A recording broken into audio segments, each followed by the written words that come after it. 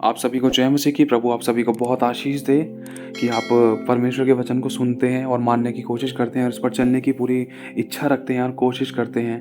प्रभु का अनुग्रह आप पर बहुत आयत से हो। और इसी के साथ साथ हम ये आशा भी रखते हैं कि जो वचन जो रिकॉर्डिंग्स आप लोगों के लिए की जाती है, आप इसको सुनने की पूरी कोशिश करते हैं, क्योंकि इसमें आत्मिक उन्नति है आपकी, और इसमें आप ही का फ़ायदा है, और इसमें आप ही की आत्मा का विकास होगा। क्योंकि आपको नीति वचन के द्वारा बुद्धि, ज्ञान और समझ की बातें सीखने और सुनने के लिए मिलेंगी, और उन पर आप चल भी पाओगे। प्रभु का आत्मा आपसे बात भी करेगा, आप चुनाव भी कर पाओगे। और इसी के साथ साथ जिन लोगों के पास समय ज़्यादा नहीं होता, जो बिजनेसमैन है, वो फ़ोन में भी पढ़ने की पूरी कोशिश करें 10 से 15 मिनट। लेकिन अगर आपके पास समय है तो इसको भी सुनने की पूरी कोशिश करें, या फिर अपने घर पे पवित्र बाइबल का नीति वचन एक एक अध्याय तारीख के हिसाब से पढ़ना शुरू करें।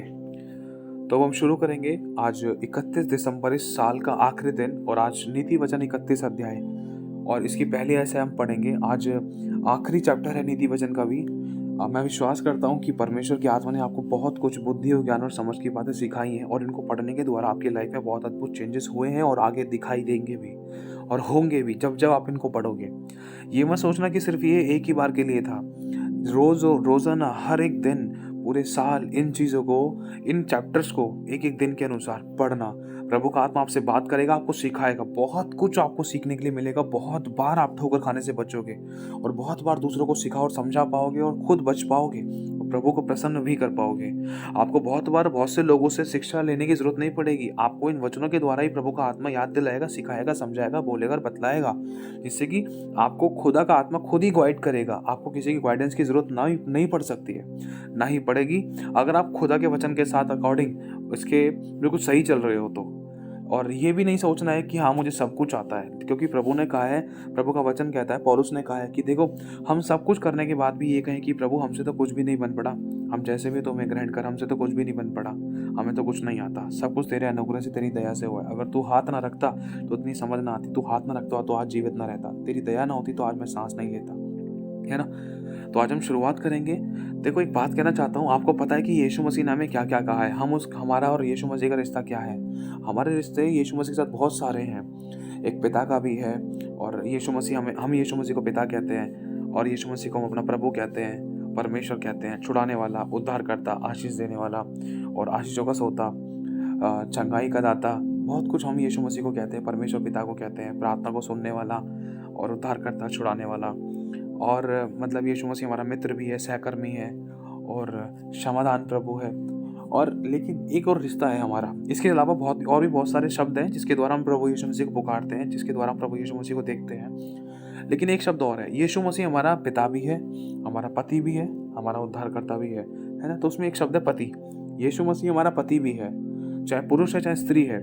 ध्यान से समझना, चाहे कोई पुरुष है चाहे कोई स्त्री है, जैसे हम यीशु मसीह पर विश्वास करते हैं ना, तो हम उसकी दुल्हन बन जाते हैं, और वो उस पवित्र, निर्दोष, निष्कलंक, निष्पाप, तेजस्वी कलीसिया को लेने आ रहा है। और वो चाहता है कि उसकी दुल्हन के अंदर, मतलब आप और मैं, प्रभु यीशु मसीह की दुल्हन है, और हम उसके बेटा बेटी भी हैं, हम उसके सब कुछ हैं। लेकिन एक शब्द यह भी है, दुल्हन, क्योंकि जैसे दूल्हा अपनी दुल्हन को लेकर जाता है ना, उसी प्रकार से हमारा प्रभु यीशु मसीह, एक उदाहरण दिया गया है, यीशु मसीह हमारा दूल्हा है और हम उसकी दुल्हन है, कलीसिया उसकी दुल्हन है, और इस कलीसिया को वो लेने के लिए आएगा।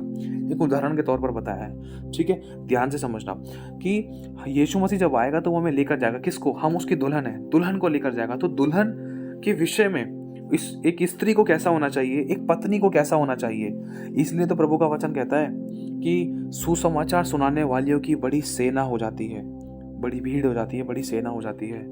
देखो, सुसमाचार सुनाने वाली कौन? प्रभु यीशु मसीह ने हमें अपनी दुल्हन कहा है, तो मतलब हमारे से ही कह रहा है प्रभु, आपसे और मुझसे कह रहा है, स्त्रियों से भी, पुरुष से भी, भाइयों से भी, बहनों से भी, प्रभु सबसे कह रहा है। हम सब प्रभु की दृष्टि में एक है ना। कोई छोटा बड़ा नहीं, कोई अमीर गरीब नहीं, इसमें कोई ऐसी वैसी बात नहीं है। सिर्फ प्रभु हमें एक नज़र से देख रहा है कि हमें एक निष्कलंक, निष्पाप, तेजस्वी, पवित्र कलीसिया, दुल्हन से, जिसको वो लेने आने वाला है। तो हम शुरुआत करेंगे। ये वचन हर एक स्त्री के लिए भी है, हर एक पुरुष के लिए भी है, कि उसका दूल्हा, उस दूल्हे को हम कैसे खुश करें, और उस दूल्हे को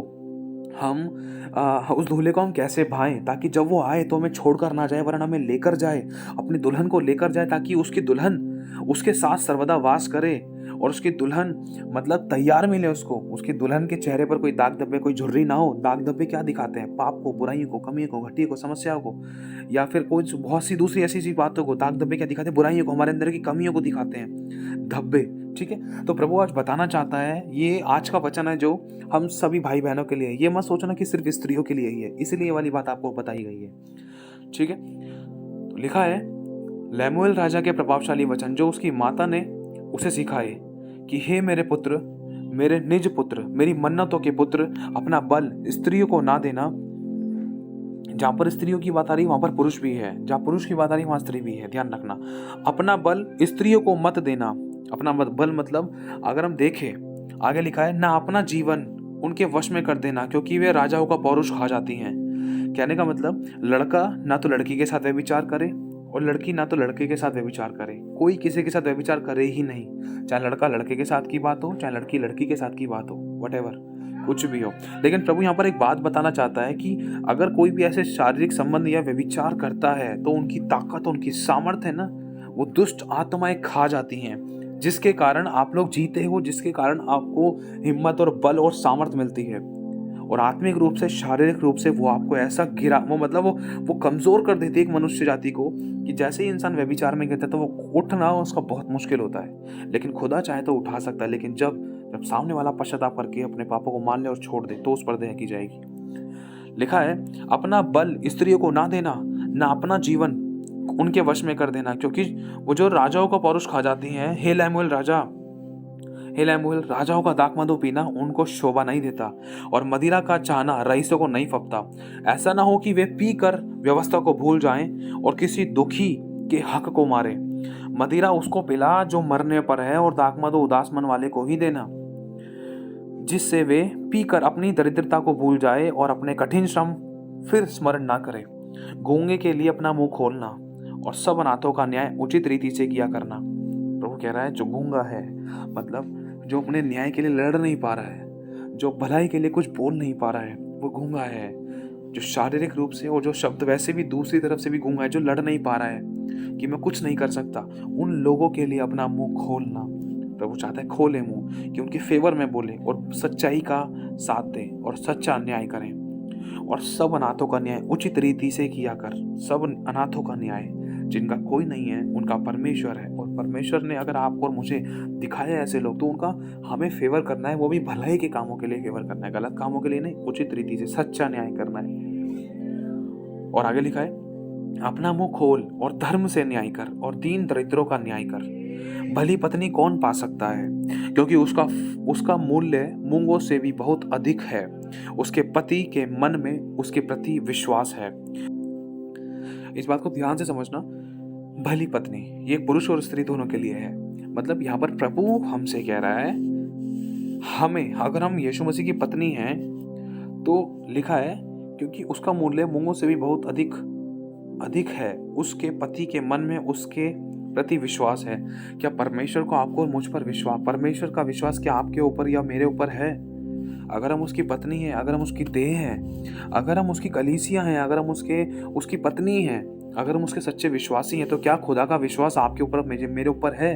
कि खुदा ने आपके ऊपर जो भरोसा रखा है, जो काम करने के लिए उसने कहा है, क्या हम वो काम कर रहे हैं? क्या हम विश्वास योग्यता दिखा रहे हैं या नहीं दिखा रहे? ये हमें जांचना है। अगर नहीं दिखा रहे ना, तो कहीं ना कहीं दाग धब्बे झुर्रियां थी, और वो तैयार दुल्हन को ही लेकर जाएगा। ये वचन सबके लिए है। इसमें मुझे भी करेक्ट करना है, मैं अपने आप से नहीं कर सकता, प्रभु का आत्मा मेरी मदद करेगा, वही आत्मा परमेश्वर का आपकी भी मदद करेगा। लेकिन आज हमें प्रभु का आत्मा सिखाना चाहता है। इस आखिरी चैप्टर के द्वारा लिखा है कि हाँ, और उससे लाभ की घटी नहीं होती, वह अपने जीवन के सारे दिनों में उससे बुरा नहीं वरन भला ही व्यवहार करती है।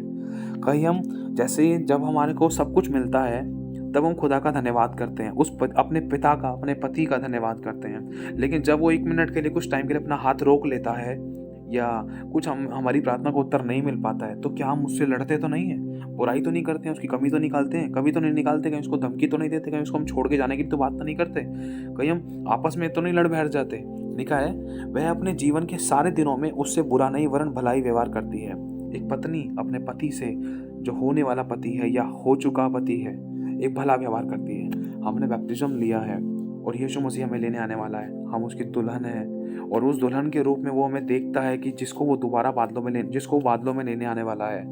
तो क्या उसको हमारे अंदर ये फल दिखाई दे रहे हैं, ये गुण दिखाई दे रहे हैं कि हम उसके साथ हमेशा हर पल हर क्षण में, चाहे वो दे ना दे तो भी वो हमारा परमेश्वर, तो भी हमारा वो पति है, तो भी वो हम उसके साथ विश्वास योग्य हैं, तो भी हम उसके साथ क्या अच्छा व्यवहार कर रहे हैं या नहीं कर रहे हैं, आज हमें जांचने की जरूरत है।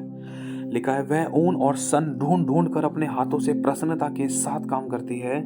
वह व्यापार के जहाजों की नाई अपने भोजन वस्तु दूर से मंगवाती है। मतलब बहुत सारी गहरी गहरी बातें हैं और भी बहुत सारी, लेकिन शॉर्ट में चलेंगे फिलहाल हम, जितना प्रभु का आत्मा जैसे जैसे अगुवाई करता है शॉर्ट में। वह व्यापार के जहाजों की नाई अपनी भोजन वस्तु दूर से मंगवाती है। व्यापार के जो जहाज है मतलब अपने हिस्से का जो काम है स्त्री का, क्या आज आप और मैं अपने हिस्से का काम करते हैं? क्या काम करना है हमारे? क्या हम वचनों को शेयर करते हैं, सुसमाचार सुनाते हैं, प्रभु के लोगों को बचाते हैं, उद्धार के लिए किसी के लिए हम कारण बन रहे हैं, परमेश्वर के लोगों को हम मतलब परमेश्वर के लिए हम लोगों को बचा रहे हैं, आत्माएं बचा रहे हैं, या हम दूर जा जाकर, जैसे लिखा है वह व्यापार के लिए जहाजों की नाई अपनी भोजन वस्तु दूर से मंगवाती है। मतलब इसमें एक बात कहना चाहता है परमेश्वर का वचन, देखो लिखा है वह रात ही को उठ बैठती है। क्या क्यों बैठती है? हर चीज का एक कारण है, वो क्यों बैठती है।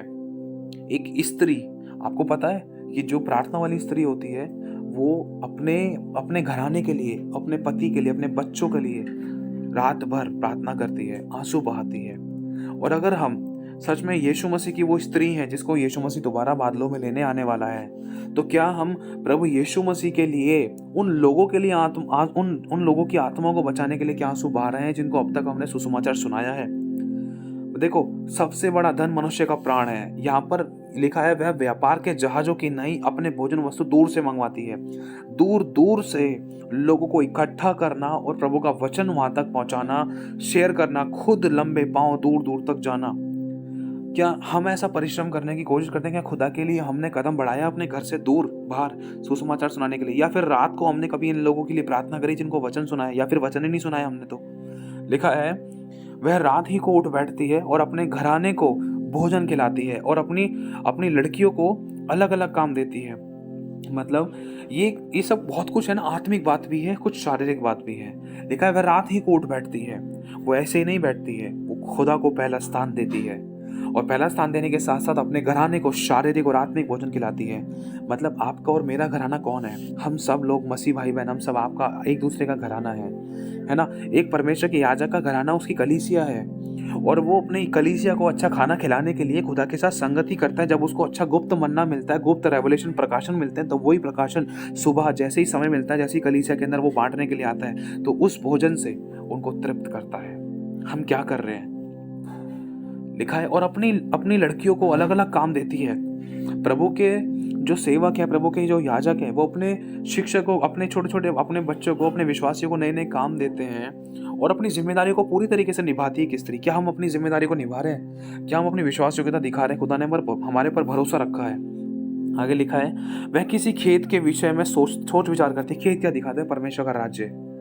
वो सोच विचार करती है कि प्रभु मुझे तेरा राज्य बढ़ाना, चेले तैयार करने हैं, कलीसियां स्थापित करनी, जैसे पौलुस ने करी थी, कभी यहाँ कलीसिया कभी वहाँ कलीसिया, ताकि लोगों का उद्धार हो। और उसे मोल ले लेती है और अपने परिश्रम के फल से दाख की बारी लगाती है। खुद परिश्रम करती है, किसी की भेड़ें नहीं चुरा कर इकट्ठी करती, खुद परिश्रम करती है, खुद आंसू बहाती है, रात रात भर आंसू बहाती है, वचन सुनाती है, दूसरों को वचन सुनाने जाती, दूर दूर शहर विशहर में, जगह जगह, कभी हॉस्पिटल्स में, कभी कहाँ।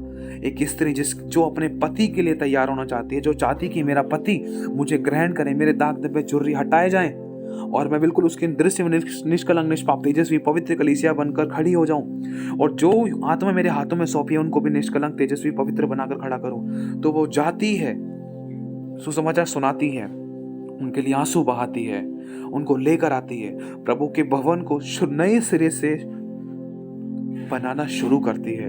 ये नहीं कि किसी की यहाँ से भेड़ चुरा ली, किसी की वहां से चुरा ली, फिर उसके बाद यहाँ पर कलीसिया स्टार्ट कर दी, नहीं, अपना ही कोई बोर्ड बना लिया, नहीं।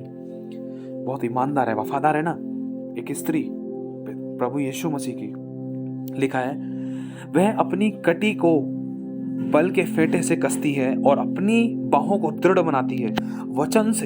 वचन से अपने घुटनों को, अपने सर को, अपने मन और विचारों को, अपने कामों को और अपनी बाहों को मजबूत करती है परमेश्वर के वचन से। वो एक भरोसा रखती है, परमेश्वर पे भरोसा रखती है। लिखा है उसका वचन हमारी शहरपनाह को मजबूत करता है, उसका आत्मा हमारी बाहों को दृढ़ करता है। वह परख लेती है कि मेरा व्यापार लाभदायक है या फिर रात को और लिखा है रात को उसका दिया नहीं बुझता। अब दिया तो जब ही जला रहेगा जब दिए में तेल होगा, और तेल के लिए क्रूस उठाना पड़ता है। क्रूस उठाने का मतलब है अपने लिए मरना, अपनी अभिलाषाओं को मारना। और लेकिन आज हमें सोने से फुर्सत नहीं है। देखो ये गलतियां मुझसे भी, हम सभी से हुई हैं, हम जानते हैं। लेकिन आज एक खुदा नई शुरुआत करना चाहता है। ये हमारे दागते पे झुर्रियां प्रकट कर रहा है खुदा इन वचनों के द्वारा। ये तो प्रभु डायरेक्ट बता रहा है, प्रभु की आत्मा के द्वारा। सच में खुदा तेरा बहुत शुक्रिया, जो मेरे अंदर के दाग दबे झुर्री थे वो खत्म होने जा रहे हैं आज इस आखिरी दिन के अंदर। मैं बहुत शुक्रिया अदा करता हूँ पिता आपका। लिखा है वह परख लेती है कि मेरा व्यापार लाभदायक है और रात को उसका दिया नहीं बुझता, क्योंकि वो रात को भी जागृत रहती है, अंधकार में वो चमकती है, प्रार्थना वाली लेडी है। क्या हमारा जीवन प्रार्थना का है? यीशु मसीह जब बादलों में लेने के लिए आएगा, कैसी कलीसिया को लेने के लिए आएगा? यीशु मसीह कहता है सो जागते रहो कि तुम परीक्षा में ना पड़ो। तुम जागते रहो क्योंकि तुम्हें नहीं मालूम है कि तुम्हारा प्रभु कब आएगा। जो सोता है वो खोता है, जो जागता है वो पाता है। इसलिए प्रभु कहता है कि मैं चोर के समान आऊंगा। किसके लिए चोर के समान आएगा? जो जागृत है उनके लिए नहीं आएगा। जागृत है जो, उनको तो पता है कौन सा जागृत होना, आत्मा में और शारीरिक रूप में। अब अपने हिस्से का काम करके आत्मा में जागृत रहना है। कैसे? इन चिन्हों को देखकर जब तुम पता लगा लो कि हाँ ऐसी ऐसी घटनाएं हो रही हैं, ये सब हो रहा है, तो मेरा वो अंत की शुरुआत होगी। उस समय अंत ना होगा लेकिन मेरा आना निकट होगा। बहुत सारी चीजें बोली हैं प्रभु ने मत्ती 24 के अंदर। लिखा है कि वह अटेरन में हाथ लगाती है और चरखा पकड़ती है, मतलब अपने हिस्से का काम करती है, किसी के ऊपर बोझ नहीं बनती है, अपने हिस्से का काम खुद कर रही है, अपने हिस्से की सेवा खुद कर रही है, अपनी घर की जिम्मेदारी को निभा रही है, अपने बाहर के कामकाज को पूरा कर रही है, परमेश्वर के को पहला स्थान देते हुए सब कुछ अच्छे से कर रही है। आज हम क्या कर रहे हैं? घर की जिम्मेदारी हमसे अच्छे से नहीं निभा जाती, परमेश्वर की सेवा को कैसे करेंगे? ये मेरे लिए भी, हम सभी के लिए है। हमें परमेश्वर करेक्ट करना चाहता है आज। लिखा है वह दीन मनुष्य के लिए मुट्ठी को खोलती है। क्या हम दीन दरिद्र लोगों पर अनुग्रह कर रहे हैं? क्या उनको कुछ खिलाने पिलाने की कोशिश करते हैं? क्या उनको हम वचन दे रहे हैं? सबसे जरूरी बात। और दरिद्रों के संभालने के लिए उनको हाथ बढ़ाती है। एक दरिद्र व्यक्ति जिनका कोई नहीं है, जो सबके त्यागे गए, घृणित ठहरे हैं, दुख और समस्या और कलेशों में दबे हुए थे, क्या उनके लिए हम अपना हाथ बढ़ाते हैं? उनको अपने हाथों से हिम्मत देकर उनको खड़ा करते हैं प्रभु के वचन के द्वारा। प्रभु पूछ रहा है आज, तूने तो उद्धार पा लिया, क्या तूने उद्धार का कारण बना? किसी को सुनाया? अगर सुनाया तो क्या तूने उनके लिए आंसू बहाए? क्या तूने उनके लिए प्रार्थना की वो मेरे पास आए? आंसू बहाए रात रात भर। लिखा है इसका दिया कभी नहीं बुझता। अब इसका दिया जला रहता है। दिया तो जब ही जलेगा जब उसके अंदर अभिषेक होगा। आज हमारे अंदर अभिषेक है, जब ही तो पता चलेगा कि हम दूसरों के लिए प्रार्थना कर रहे हैं, नहीं कर रहे हैं। अगर कर रहे हैं तो कहीं ना कहीं अभिषेक काम कर रहा है। शुरुआत है, चाहे थोड़ा ही है लेकिन है, काम कर रहा है। लेकिन अगर बिल्कुल प्रार्थना नहीं कर रहे हैं किसी के लिए, बिल्कुल कदम नहीं बढ़ा रहे हैं खुदा के काम के लिए, बिल्कुल घर से नहीं निकल रहे सुसमाचार के लिए, तो ध्यान रखना अभिषेक नहीं है। और खुदा कैसी कलीसिया को लेने आ रहा है आप जान चुके हो। लिखा है वह अपने घराने के लिए हिम से नहीं डरती, क्योंकि उसके घर के सब लोग लाल कपड़े पहनते हैं। मतलब ये कह रही है, मतलब प्रभु का वचन कह रहा है, एक स्त्री जो प्रभु की देह है, देह मतलब एक पुरुष की देह कौन है? उसकी स्त्री है। जैसे आदम की देह हवा है ना? तो उसी प्रकार से यीशु मसीह हमारा सर है और हम उसकी देह हैं और हम उसकी कलीसिया हैं, और यीशु मसीह हमारा दूल्हा है और हम यीशु मसीह के दुल्हन हैं। हम सभी यीशु मसीह के दुल्हन हैं। लेकिन एक बात प्रभु कहना चाहता है यहाँ पर। लिखा है वह अपने घराने के लिए हिम से नहीं डरती। जो प्रभु के लोग हैं ना, वो किसी प्रकार के दुखों से, तकलीफों से, कमी से, घटी से, बीमारी से, परेशानी से नहीं डर सकता। अगर डर है तो फिर भी उनसे लड़ने की हिम्मत और सामर्थ्य रखता है और भरोसा दृढ़ करता है, क्योंकि यहोवा मेरे साथ है। क्यों? क्योंकि वो जान चुकी है, क्योंकि वो एक विश्वासी जान चुका है कि मेरे साथ मेरे छुड़ाने वाला जीवित है। तो ये कोरोना, ये बीमारी, लड़ाई, दंगा, समस्या कुछ मेरा कुछ नहीं बिगाड़ सकती, यदि मैं खुदा के साथ सही चल रहा हूं तो। लिखा है क्योंकि उसके घर के सब लोग लाल कपड़े पहनते हैं। लाल कपड़े, लाल रंग क्या दिखाता है? लाल यीशु के लहू को दिखाता है। और वस्त्र किसे दिखाते हैं? वस्त्र, कपड़े। अब एक बात बताओ कि किसी प्रकार की विपत्ति से कोई कपड़े बचा लेंगे? इनका मतलब आत्मिक है, आत्मिक देह, आत्मिक वस्त्र, महिमा की देह, एक रक्षा और सुरक्षा के वस्त्र। जैसा हम इफिसियों की 6 अध्याय पढ़ते हैं, क्योंकि उसके घर के सब लोग लाल कपड़े पहनते हैं। लाल कपड़े पहनते हैं। लाल खतरे की घंटी भी होती है, किसके लिए? शैतान के लिए। लेकिन लाल तो हमारी रक्षा सुरक्षा की घंटी है। यीशु का लहू है लाल, और यीशु के लहू के वस्त्र, यीशु के लहू को हमने शरीर पर लगा लिया, समझ लो यीशु को पहन लिया। लिखा है वह तकिए बना लेती है, उसके वस्त्र सूक्ष्म सन और बैंगनी रंग के होते हैं। जब उसका पति सभा में देश के पुरनियों में के संग बैठता है, तब उसका सम्मान होता है। क्या आज हमारे प्रभु का इज्जत मान सम्मान हो रहा है, या फिर हमने ही इज्जत मान सम्मान डुबा रखा है दूसरों को खुश करने के चक्कर में? आज बात सारी ये है कि हमारा पति, हमारा परमेश्वर, हमारा यीशु, हमारा यहोवा, हमारा प्रभु, क्या हमने उसको इज्जत मान सम्मान दिया है, या फिर एक एटीएम बना के रखा है हमने बस उसको? ये हमारे हाथों में है। खुदा किस दुल्हन को लेने के लिए आ रहा है, दाग दब हटाना जरूरी है। लिखा है वह सन के वस्त्र बनाकर बेचती है और व्यापारी को कमरबंद देती है। वह बल और प्रताप का पहरावा पहनने रहती है, और आने वाले काल के विषय हंसती है। मतलब बल और प्रताप का पहरावा पहनती है। बल और प्रताप का पहरावा, बल परमेश्वर की सामर्थ का, परमेश्वर इस स्त्री का बल है, परमेश्वर आपका बल है, मेरा बल है। और लिखा है पहरावा पहनती है। प्रताप मतलब बहुत सच्चे, न्यायी और पवित्रता के कारण एक भय योग्य कि कोई फालतू में कोई गलत व्यवहार मेरे से करने की सोच भी नहीं सकता, क्योंकि उसको पता है कि मैं कितनी परमेश्वर का आज्ञाकारी हूँ, कितने अधीन हूँ। और आने वाले काल पर, आने वाली घटी पर, आने वाले कंगाल पर हंसती है। अरे मेरे साथ कुछ नहीं होगा, यहोवा मेरे साथ रहता है, मेरा विश्वास प्रभु पे मजबूत है। ऐसी स्त्री प्रभु लेने आ रहा है। लिख रहा है कि 26वीं आयत में वह बुद्धि की बातें बोलती है। अब एक स्त्री के अंदर बुद्धि की बातें सोचो, एक बुद्धिमान स्त्री के बारे में बताया जा रहा है यहाँ पर। बुद्धि उसे मिलती है जो परमेश्वर का डर रखता है, ये वचन कहता है। जिसके अंदर परमेश्वर का डर नहीं है उसके अंदर बुद्धि नहीं है। वो बुद्धिमान व्यक्ति नहीं है, बुद्धिमान स्त्री नहीं है, वो बुद्धिमान यीशु मसीह की दुल्हन नहीं है जिसके अंदर परमेश्वर का डर नहीं है। और डर का मतलब क्या होता है? परमेश्वर का डर रखने का मतलब होता है बुराई से बैर करना ही परमेश्वर का डर रखना है।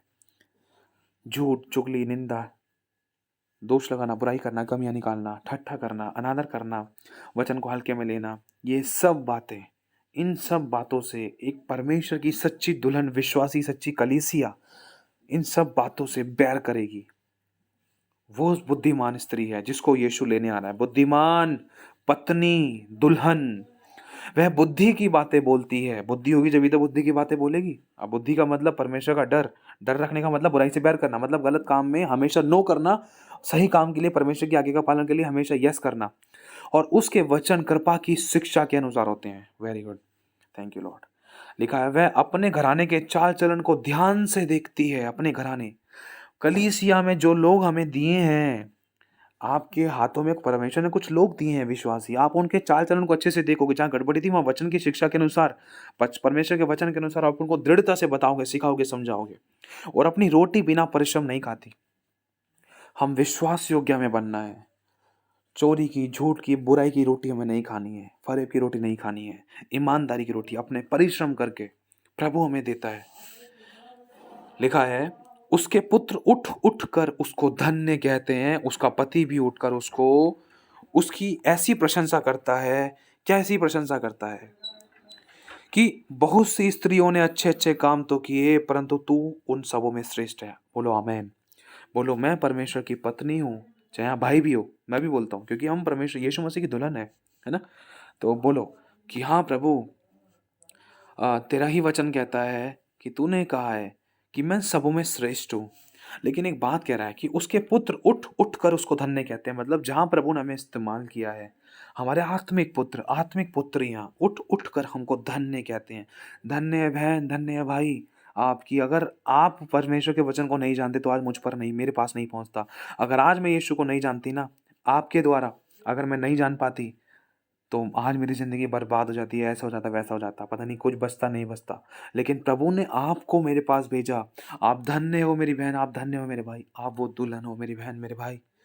लिखा है कि वो दूल्हा, अब वो परमेश्वर, वो सच्ची स्त्री, बुद्धिमान स्त्री की महिमा कैसे कर रहा है? क्यों? क्योंकि वो बुद्धिमान है, प्रभु का डर रखती है, प्रभु का आज्ञा का पालन भी कर रही है, और वचन भी सुना रही है। उनके लिए आंसू भी बहा रही है और रोती भी है।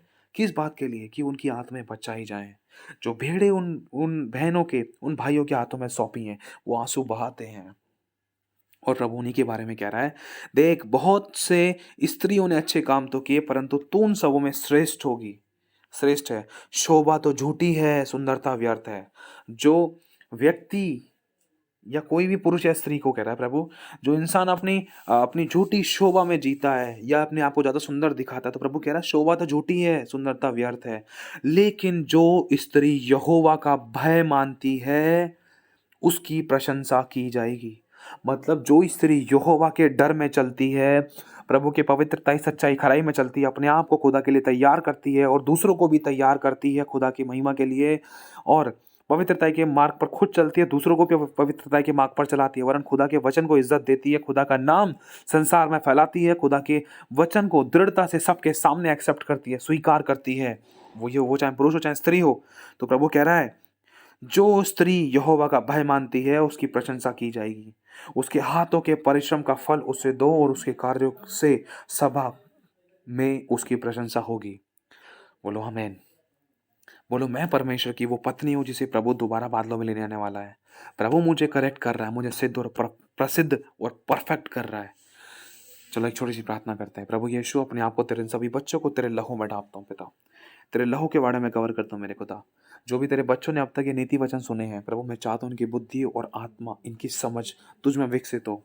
बुद्धि का आत्मा, ज्ञान का आत्मा, समझ का आत्मा, पराक्रम का आत्मा, युक्ति का आत्मा, परमेश्वर की भय की आत्मा इन पर और मुझ पर, मेरे परिवार पर, मेरे घराने पर और इन सभी घरानों पर जो ये सुन रहे हैं, इन पर ठहरी रहे खुदा। इनको चलने चलने फिरने, दौड़ने भागने में कभी कोई रोक टोक ना होने पाए। तेरी बुद्धि की बातें इनको याद आएँ, तेरी समझ की बातें इनको समझाएं, तेरे ज्ञान की बातों से शिक्षा पाएं, कब ताकि कभी फटकने, झटकने, पटकने से बच जाएं खुदावन।